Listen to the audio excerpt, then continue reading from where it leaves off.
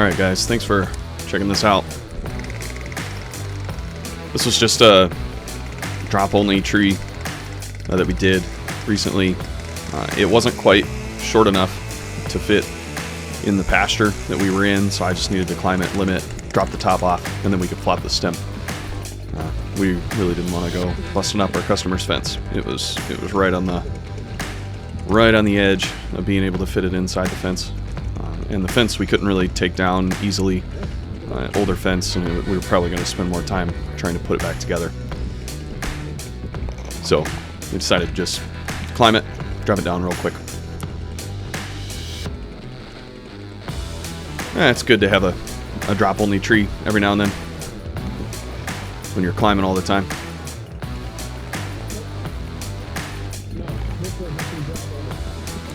You got enough trees where you gotta rig every piece, worry about hitting crap, breaking crap. It's nice to just climb and cut and tell the guys to stay out of the freaking way.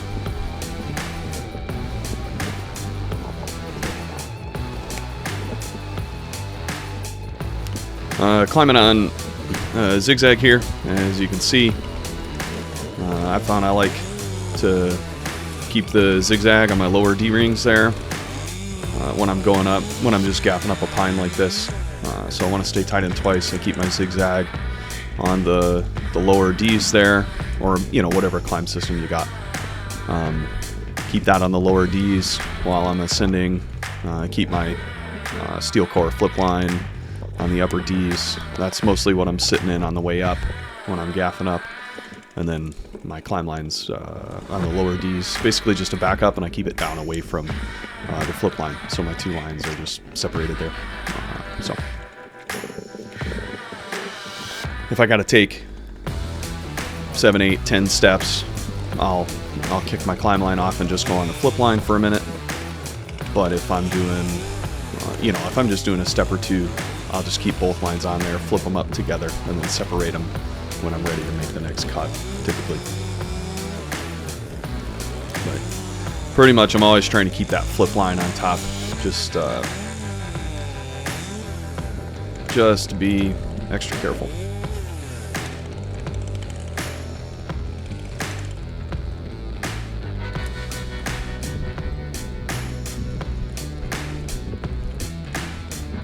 Monkey beaver harness, which is fantastic.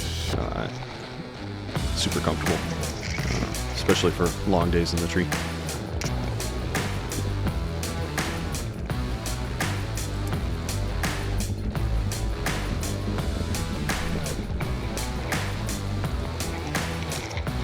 You guys will notice this T540 XP. This is the Mark III. I really like this saw when it's running.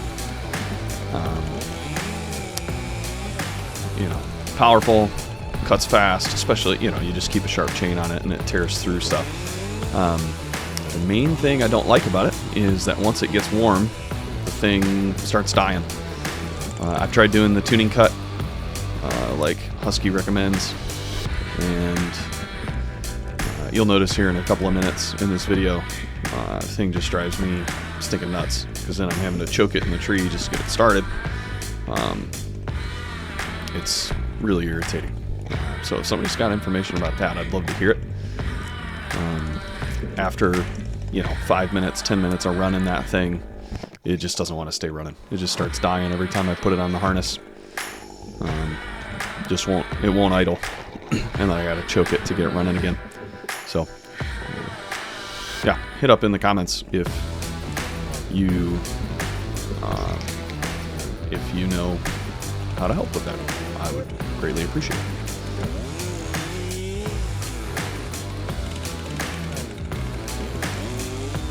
Another note on this video, I didn't do any editing, so if you want to jump around, feel free. I think it totals like 15 minutes or something.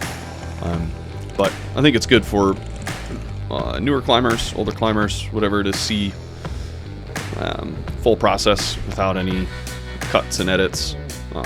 Little mistakes, little efficiencies that get lost here and there. I've been doing this 5 or 6 years. I know I'm not the best climber in the world. maybe obvious to some of you who are better than me. But you know, it can be good to see another climber go through the full process without any cuts or edits. So,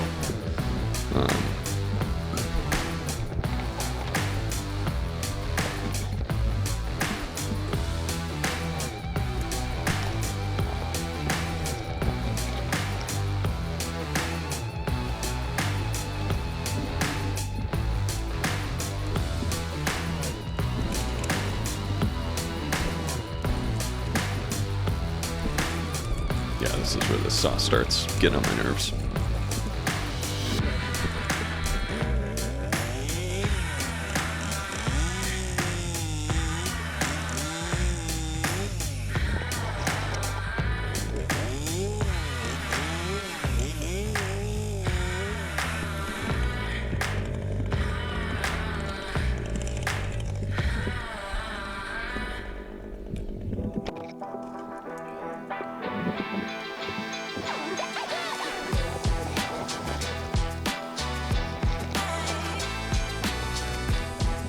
For the record, this was a big, I mean, not big, it wasn't huge. This is a fair size longleaf pine. Had a hard lean to it. There was another one we did. I posted a video in this same pasture that was leaning over the fence. That one was starting to uproot. This one looked like it was probably headed the same direction. And this particular customer has had a number of trees uproot for her, and so there were a couple that she just wanted to get out before they came over and caused her a problem. So this was kind of a preemptive.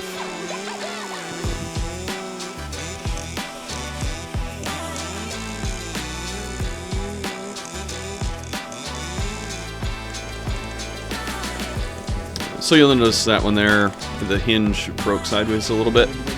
That was okay. I knew that possibility was there. The main thing, there's a mulberry down there that I just, you know, I figured it'd be best not to tear it up. So if I sent it straight off to the side, it was gonna land right on top of that. So I wanted to get it moving forward a little bit, and so it was okay that it broke sideways. I figured that. I figured once I got through the hinge enough, or once it started moving enough, that was going to happen.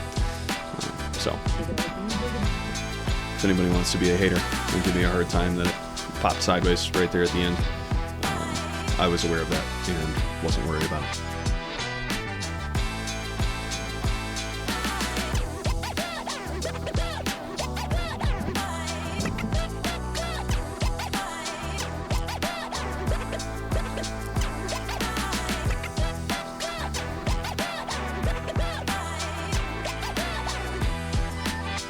This is the Teufelberger?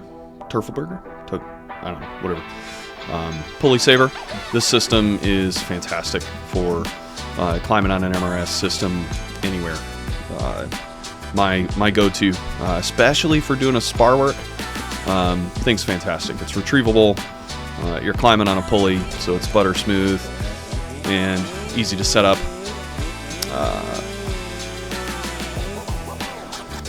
Note that the spliced eye is on that thing where the pulley goes through the spliced eye. The spliced eye is really nice. If you look at the cheaper U-Saver, it's got a metal ring on there, and that thing has a tendency to get stuck. Ask me how I know. Well, I'll tell you. So, I've gotten that thing stuck. I had the U-Saver. I was like, oh, I'll save myself $100. Had the U-Saver, and that thing was just irritating the number of times it got stuck and I couldn't get it out of the tree because that ring would just hang in the union or whatever and wouldn't come out. I've never had the pulley saver get stuck, and it's because it's that spliced eye at the end. And yeah, so very happy with that. And you guys will notice this notch took me like 6 tries. Yeah, sometimes you just mess up. So, yeah, I didn't get it right the first time, so then I corrected it 4 or 5 times until I got it right. And, you know, you want to have a good notch, because you want the tree to go where you send it. Pretty ugly. It gets cleaned up before I'm done. And there's still, I don't know, 50% hinge left. So, just haters.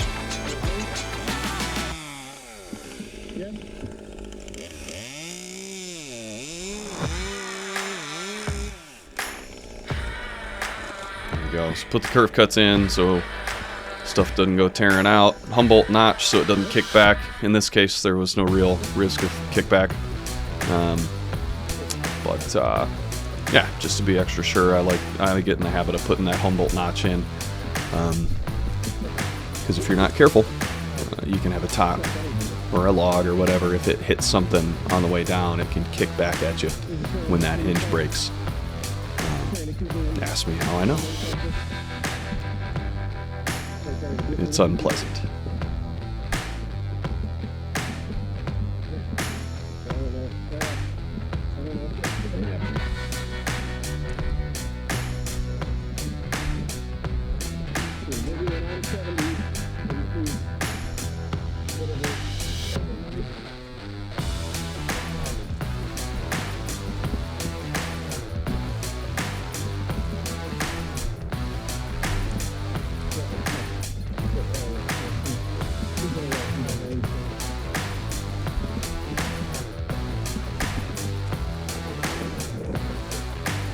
Velcro.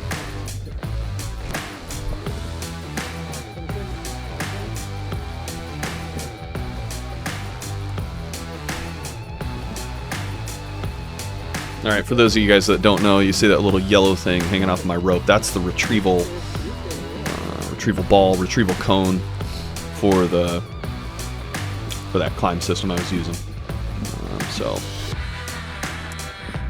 once you get down on the ground, you just that cone will pass through the pulley and hook onto that retrieval link, and you can pull that thing right down.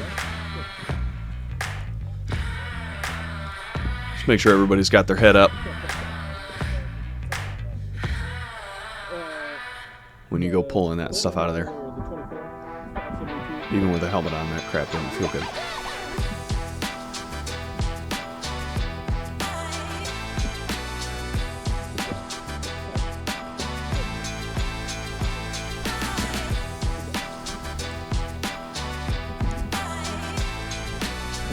Couple of flips, get that pulley out of the ring, or not the ring, the spliced eye.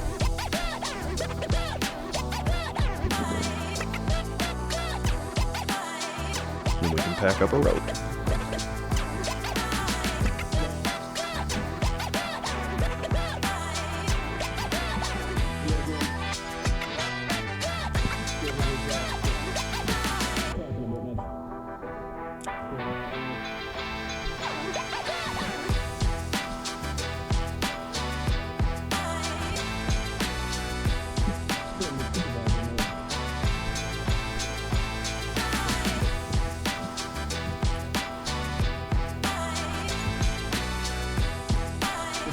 Distal gaffs, I like those.